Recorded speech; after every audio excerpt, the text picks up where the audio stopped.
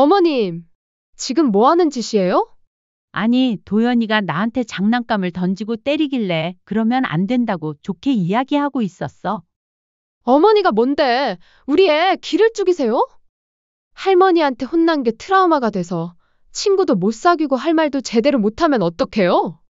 내가 큰 소리를 낸 것도 아니고 그 정도는 이야기할 수 있는 거 아니니?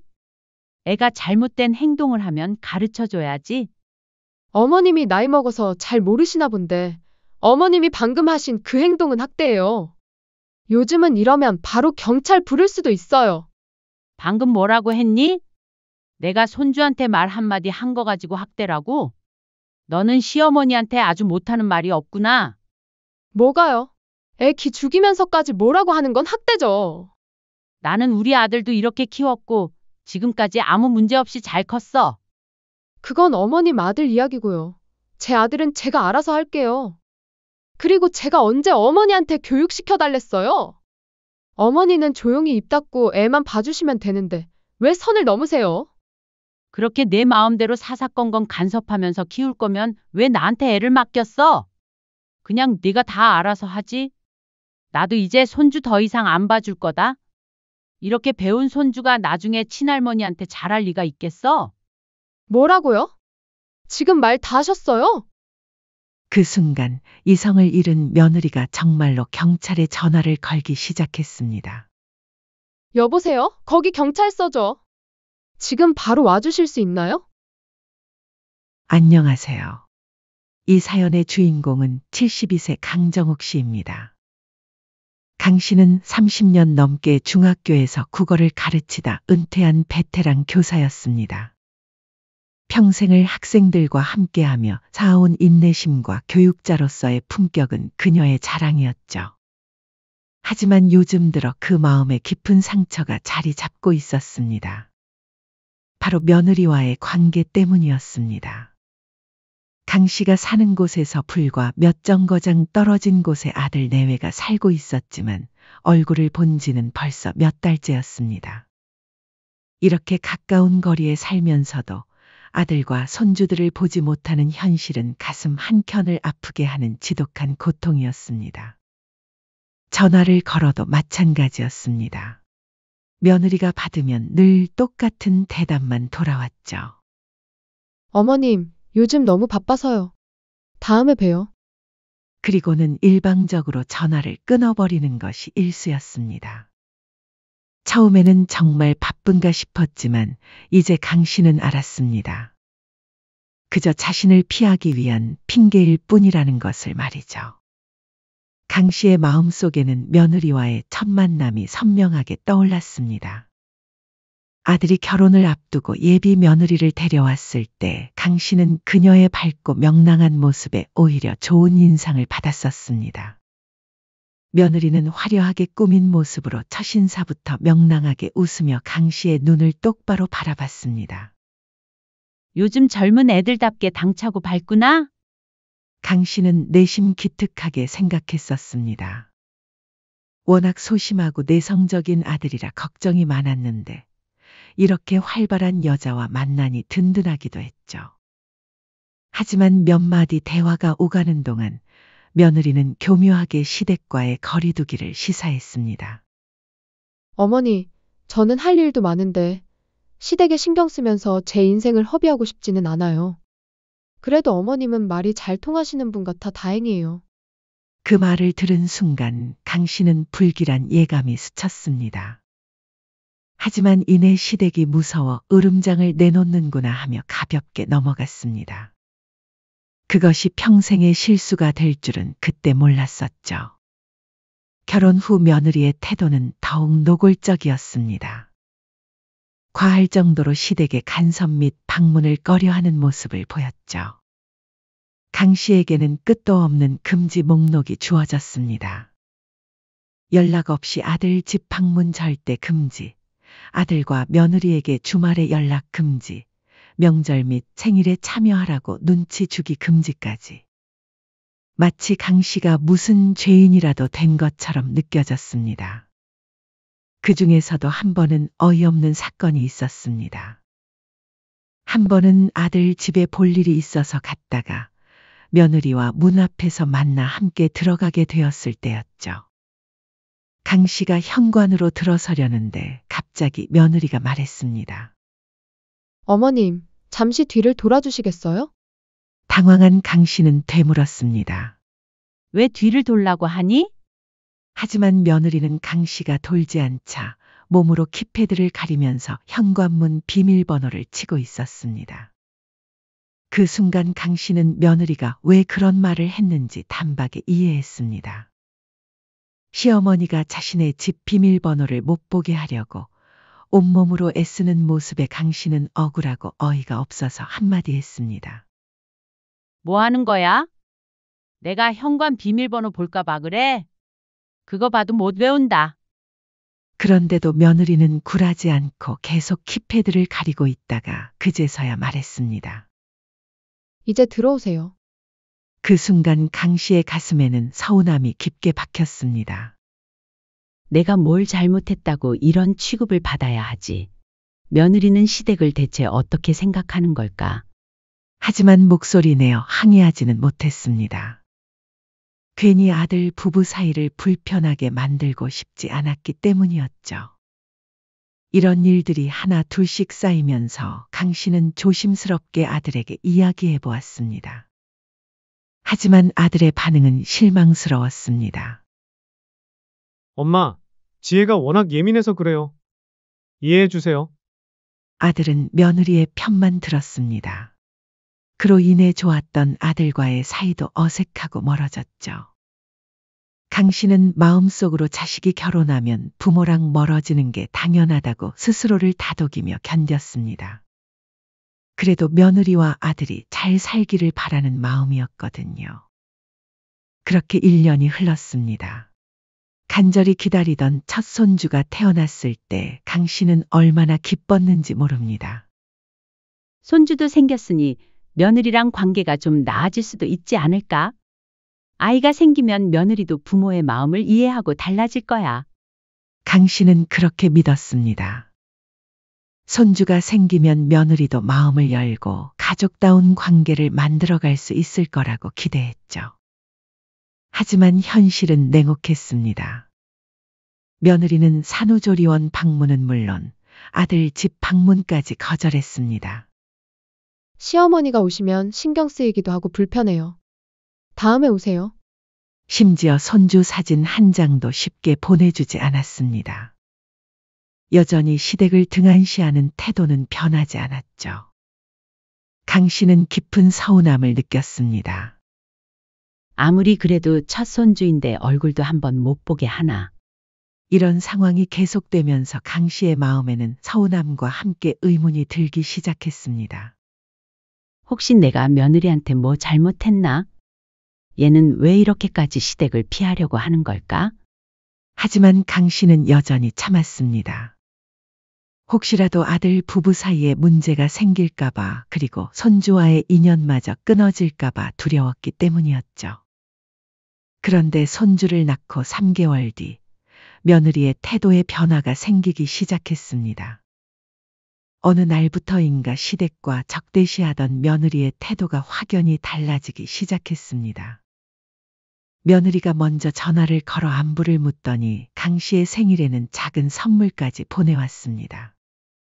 어머님, 요즘 어떻게 지내세요? 건강은 괜찮으시죠? 갑작스러운 며느리의 친근한 목소리에 강 씨는 내심 기뻤습니다. 하지만 강 씨가 나중에 알게 된 사실은 이 모든 것이 손주를 봐달라고 하기 위한 며느리의 치밀한 작전이었다는 것입니다. 며느리는 강 씨에게 육아 도움을 요청할 때만 연락을 했고 그 외에는 철저히 연락을 끊었습니다. 마치 강 씨를 필요한 도구처럼 이용하는 것 같았죠. 어머님, 죄송한데 내일 도연이 좀 봐주실 수 있으세요? 급한 일이 생겨서요. 며느리의 부탁을 받고 손주를 보러 가면 며느리는 강 씨를 구닥다리 사람인 것처럼 몰아세웠습니다. 요즘은 아기 키우는 방식이 달라요. 어머님 세대와는 많이 다르니까 저희가 하는 방식을 존중해 주세요. 맘카페와 인터넷 육아 정보를 맹신하는 며느리는 자신의 방식을 과학적이고 현대적인 육아라고 주장했습니다. 반면 강 씨가 육아하며 쌓은 경험에서 우러나온 조언은 모두 구닥다리로 치부했죠. 어머님, 그런 식으로 하시면 안 돼요. 요즘은 아이 자율성을 존중해야 한다고 해요. 그런데 지혜야, 도연이가 너무 떼를 쓰는 것 같은데. 아니에요. 맘카페에서 떼쓰는 건 아이의 자연스러운 표현이래요. 억지로 막으면 더 안 좋다고 하던데요. 강 씨는 속으로 한숨을 쉬었습니다. 하지만 며느리와 갈등을 빚고 싶지 않아 참았습니다. 더욱 서운한 것은 며느리의 이중적인 태도였습니다. 아들을 통해 들은 이야기로는 며느리가 자신의 친정 부모님과는 자주 만나며 손주들과 즐겁게 지낸다는 것이었습니다.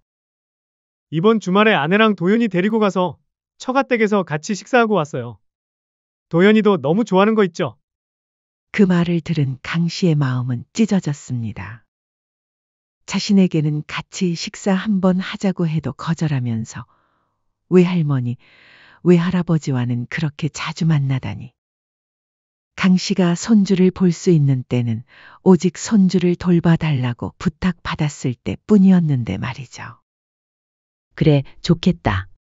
나도 돌봐줄 때 말고 도연이랑 같이 밥 한번 먹어보고 싶은데. 아, 엄마. 아내가 아직은 시댁을 좀 불편해해서요. 조금 더 기다려주세요. 아들의 말에 강 씨는 쓴웃음을 지었습니다. 처가댁과는 매주 만나면서 자신과는 언제까지 거리를 두겠다는 건지, 언제까지 기다려야 하는 건지 그것도 모를 일이었죠. 그런데 며느리의 태도는 갈수록 도를 넘었습니다. 그날도 손주를 봐달라고 강 씨를 부른 며느리는 집에 있으면서도 강 씨의 육아 방식에 사사건건 간섭했습니다. 어머님, 인터넷 맘카페에서 봤는데 아이한테 그렇게 하면 안 된다고 했다니까요. 며느리는 여전히 사소한 것 하나까지 트집을 잡으며 멀쩡히 집에 있으면서도 자신이 할 수 있는 일까지 강 씨에게 떠넘겼습니다. 어머님, 도연이 기저귀 좀 갈아주세요. 지혜야, 너도 집에 있는데 왜 나한테?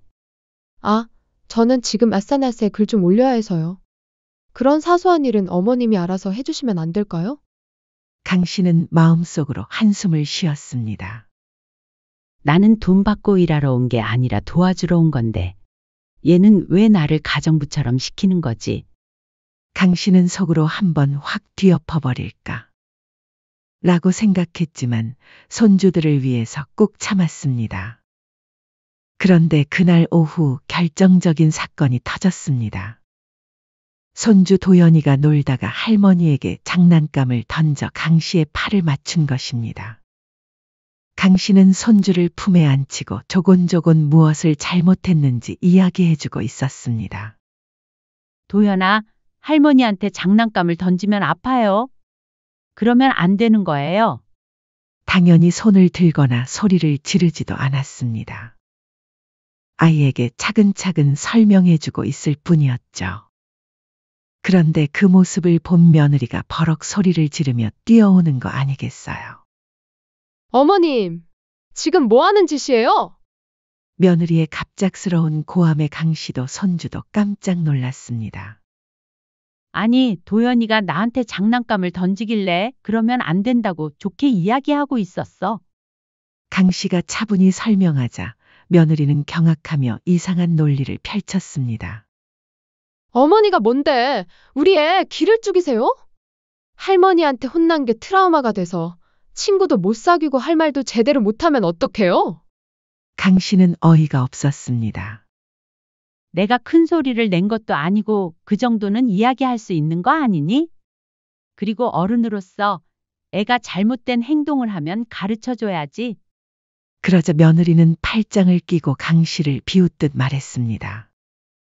허어머님이 나이 드셔서 잘 모르시나 본데 어머님이 하신 그 행동 학대예요. 바로 경찰 부를 수도 있어요. 뭐라고?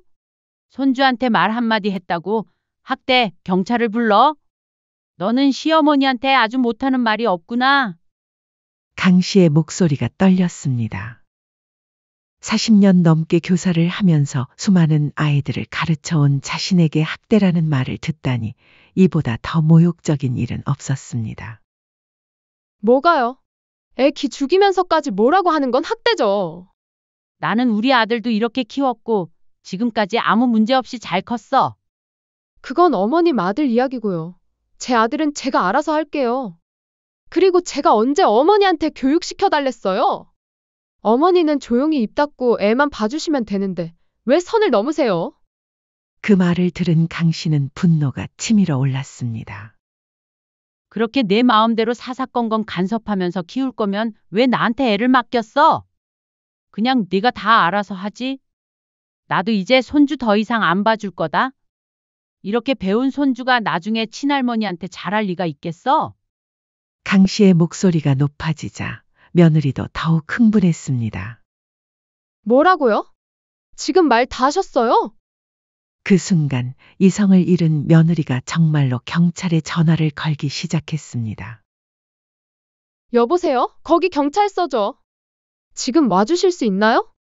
강 씨는 믿을 수 없다는 표정으로 며느리를 바라봤습니다. 설마 정말로 며느리가 경찰에 신고할 줄은 꿈에도 몰랐습니다. 손주를 걱정하는 마음으로 한 말이 이렇게까지 될 줄이야. 순간 며느리는 정신을 차린 듯 아차하는 표정을 짓더니 빠르게 전화를 끊었습니다. 하지만 이미 전화는 걸렸고 몇 분 후 정말로 경찰이 집에 왔습니다. 신고 받고 왔습니다. 무슨 일이신가요? 경찰의 질문에 며느리는 다급하게 둘러댔습니다. 아무 일 아니에요. 제가 착각했어요. 그러나 이미 경찰은 출동한 상황이었습니다. 경찰이 상황을 파악하려 하자 며느리는 뻔뻔하게 억울하다는 듯이 말했습니다. 사실은 저희 시어머니가 아이한테 너무 심하게 하셔서요. 아이가 무서워하는 것 같아서 그만 흥분해서 어머니를 저희 집에서 내보내주세요. 그 말을 들은 강 씨는 분노에 찬 목소리로 말했습니다. 너 끝까지 그 소리를 하니? 왜 이제 나를 아주 집에서 쫓아내려고? 그러자 경찰은 손주 도연이에게 물어보았습니다. 도연아, 할머니가 너한테 무섭게 말했니? 손주는 고개를 저으며 말했습니다. 아니요. 할머니랑 재미있게 놀고 있었는데 갑자기 엄마가 할머니한테 소리 질러서 무서웠어요. 할머니가 나쁜 게 아니라 엄마가 할머니를 괴롭혔어요. 그 순간 며느리의 얼굴이 빨개지며 입을 다물었습니다. 경찰은 상황을 파악하고 며느리에게 경고를 주었습니다. 부인, 허위 신고는 처벌 대상입니다. 앞으로 이런 일이 없도록 주의해 주세요. 경찰은 양측의 이야기를 듣고는 상황을 정리했습니다. 사소한 다툼인 것 같으니 저희는 이만 가보겠습니다. 경찰이 돌아간 후 집안은 싸늘한 침묵에 휩싸였습니다. 강 씨는 자신이 손주들을 걱정하는 마음으로 한 행동이 경찰까지 신고당하게 될 줄은 꿈에도 몰랐습니다. 깊은 상실감과 분노에 빠진 강 씨는 그대로 가방을 맨 채 집으로 돌아왔습니다.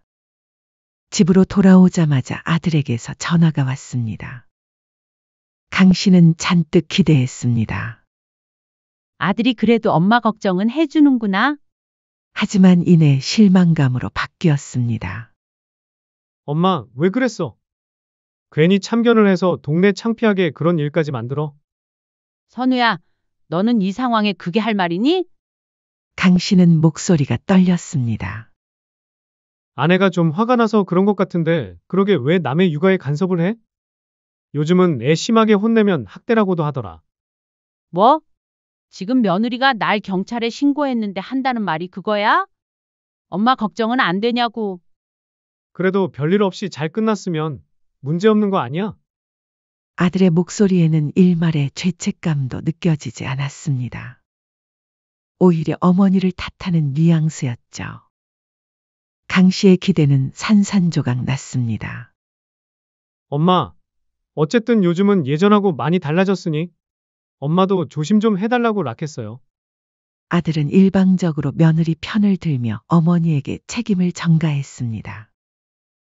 이런 상황에서 내 아들마저 저런 말을 하는구나. 나는 지금까지 무엇을 위해 살아온 거지? 강 씨는 자신이 평생 교사로서 쌓아온 인내심이 한순간에 무너지는 것을 느꼈습니다. 이제는 더 이상 이런 모욕을 견딜 수 없었습니다. 강 씨는 이대로 물러서지 않겠다고 반드시 아들과 며느리에게 본때를 보여주어야겠다는 결심을 굳혔습니다. 그녀의 눈빛은 차갑게 빛났습니다. 그때 강 씨는 문득 생각해냈습니다. 아들의 진명이는 강 씨 이름으로 되어 있었던 것을 말이죠. 강 씨는 아들이 결혼할 때 신혼집을 사주면서 명의를 자신의 이름으로 해두었습니다. 원래는 바로 아들 명의로 할 생각이었지만 결혼 전 며느리의 행동을 보니 걱정이 되어 이런 결정을 하게 된 것이었죠.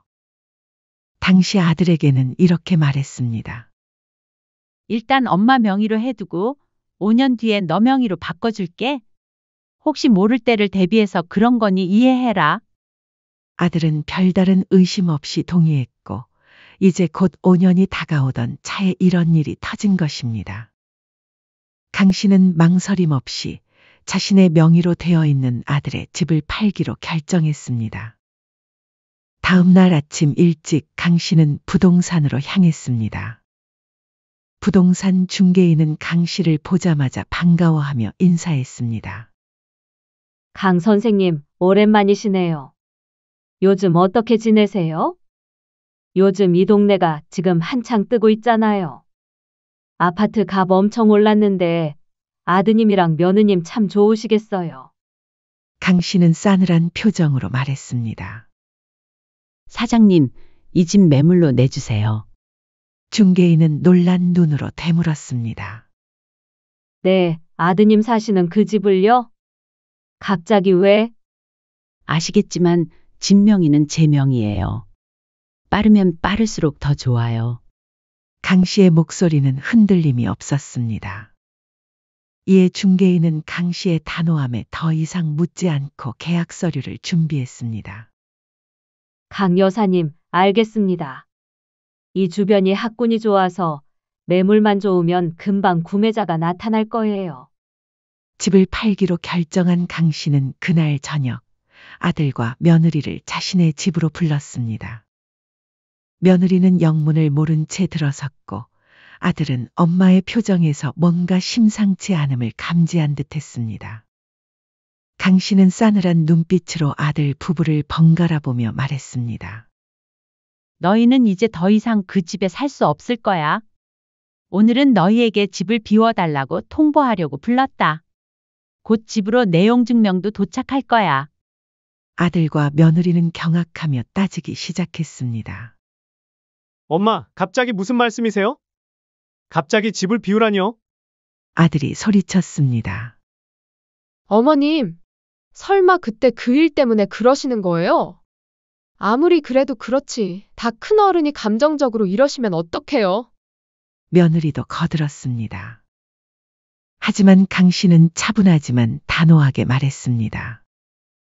며느리가 경찰을 불러서 쫓겨나듯이 집을 떠나던 그날 나는 너희에 대한 정 모든 걸 다 뗐다. 아들이 다급하게 변명했습니다. 엄마, 서로 오해가 좀 있었던 것 같은데? 아내도 이렇게 미안해하는데 한 번만 용서해주면 안 될까요? 오해? 5년 동안 손주를 뼈 빠지게 키워줬더니만 내가 손주 한 번 혼냈다고 경찰까지 불러서 쫓겨났는데 무슨 오해. 그날 너희가 나한테 한 것처럼 나도 너희에게 똑같이 해주는 것뿐이야.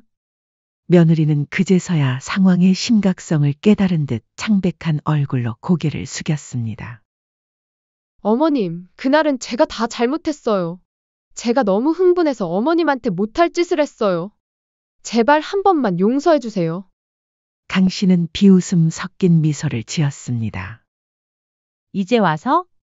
이미 늦었다. 그래도 내가 자식 복은 없어도 돈 복은 있었나 봐. 나는 전혀 몰랐는데 중개인이 이 동네가 집값이 많이 올랐다고 하던데. 집값 상승을 알고 있던 며느리는 절망감에 눈물을 뚝뚝 흘리며 납작 엎드려 빌었습니다. 어머님, 제발요. 요즘 같은 때에 집을 어디서 구해요? 당장 저희 이사 갈 곳도 없어요.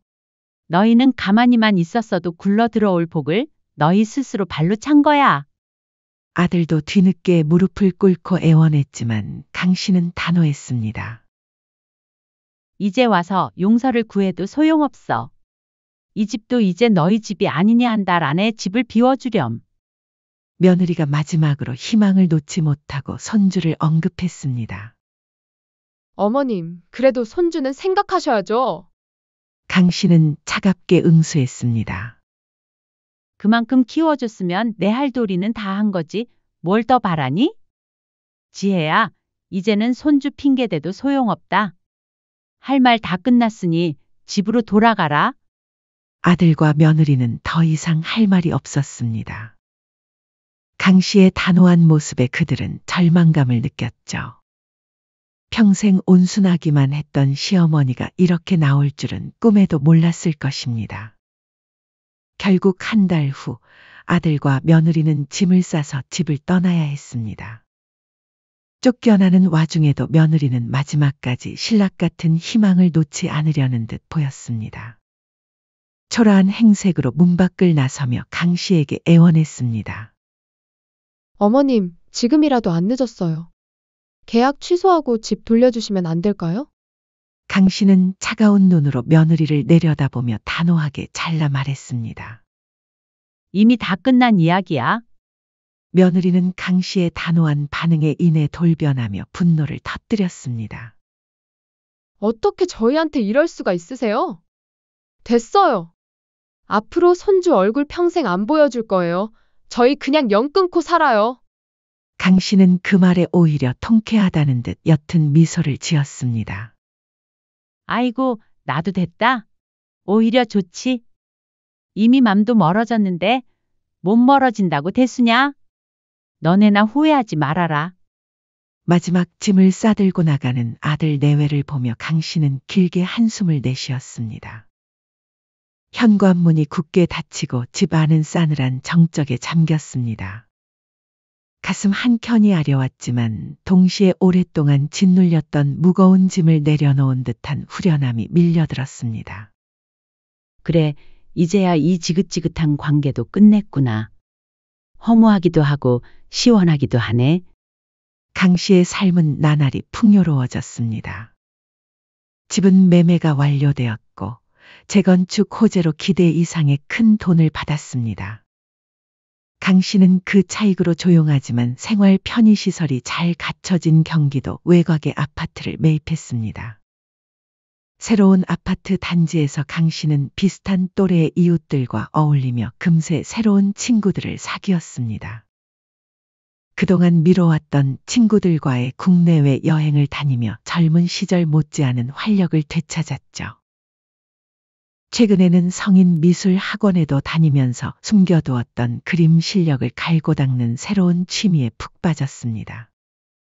과거 손주들을 돌봐주던 시절에는 상상도 못했던 일들이었습니다. 누구의 눈치를 볼 일도, 며느리의 무리한 요구로 파스를 내내 붙이고 살 일도 이젠 끝났습니다. 자식과의 관계에 억지로 집착하지 않고 미련 없이 놓아버리니 오히려 마음은 더할 나위 없이 편안하고 자유로워졌습니다. 강 씨는 진정으로 자신의 인생을 즐기기 시작했습니다. 반면 아들 부부의 삶은 점차 나락으로 떨어지고 있었습니다. 생각보다 만만치 않은 서울의 집값 때문에 넓은 전세집은 꿈도 꿀 수 없었습니다. 전세를 알아보려 해도 높은 금리와 비싼 전세금의 엄두가 나지 않아 결국 손해를 보더라도 좁은 구축 월세 빌라로 들어가게 되었습니다. 며느리는 전업주부로 번듯한 아파트에서 살다가 낡은 구축 빌라로 들어오니 죽을 맛이었습니다.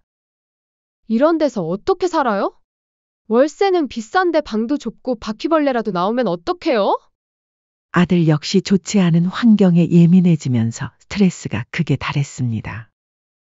당신이 그때 어머니한테 그렇게 대들지 않았어도 이 지경까지 안 왔잖아. 또 시작이네.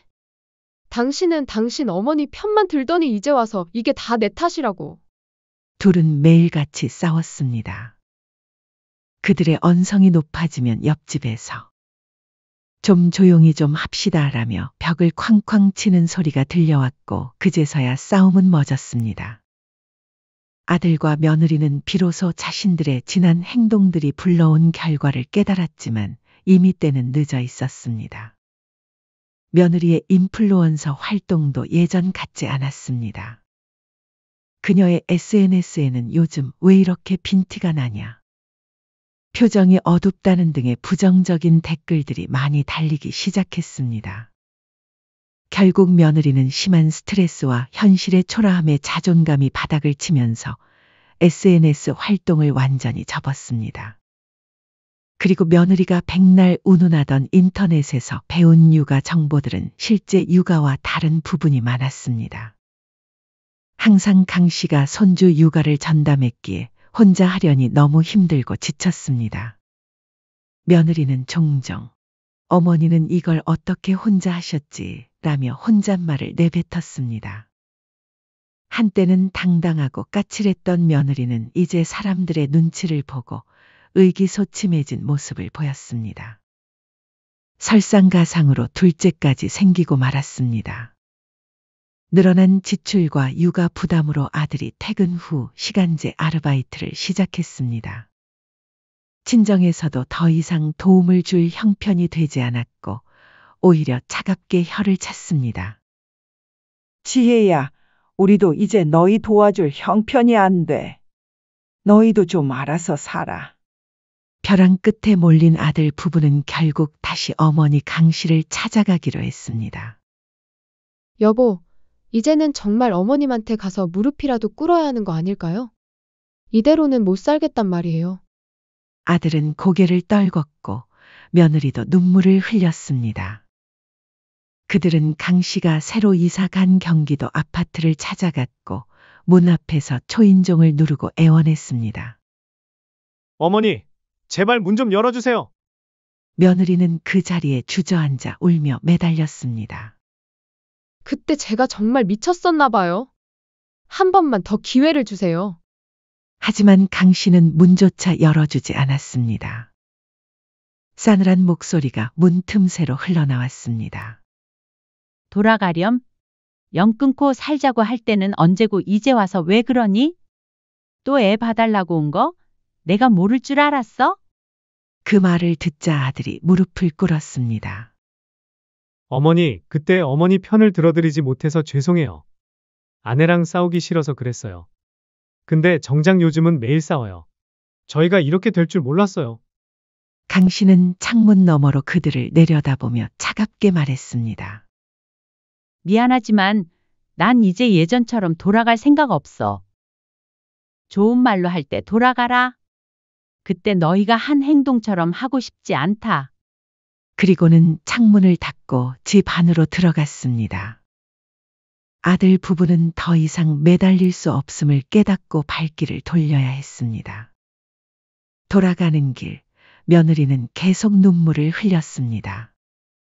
드디어 며느리가 자신의 잘못을 인정하고 사과했지만 이미 너무 늦어버린 후였습니다.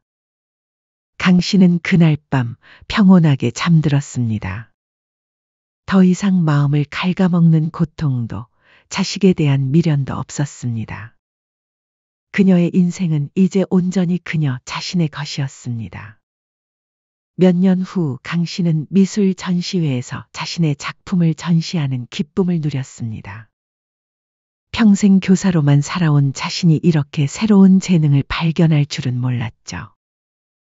전시회장에서 만난 새로운 친구들과 함께 웃으며 대화를 나누는 모습은 과거의 고통스러웠던 시절과는 전혀 다른 모습이었습니다. 정말 멋진 그림이에요. 언제부터 그림을 그리기 시작하셨어요? 늦은 나이에 시작했는데 생각보다 재미있더라고요. 인생이 이렇게 새로워질 줄 몰랐어요. 강 씨는 환한 미소를 지었습니다. 자식에게 매달리며 눈치를 보던 과거의 자신은 이제 없었습니다. 한편 아들 부부는 여전히 좁은 빌라에서 힘겹게 살아가고 있었습니다. 둘째 아이까지 생기면서 생활은 더욱 팍팍해졌고 서로를 탓하며 지내는 날이 많아졌습니다. 가끔 TV에서 행복해 보이는 가족들을 보면 며느리는 문득 강 씨가 생각났습니다. 그때 내가 왜 그랬을까? 어머니는 참 좋은 분이었는데. 하지만 이미 되돌릴 수 없는 일이었습니다. 강 씨는 그들과 완전히 연을 끊고 자신만의 새로운 인생을 살아가고 있었으니까요.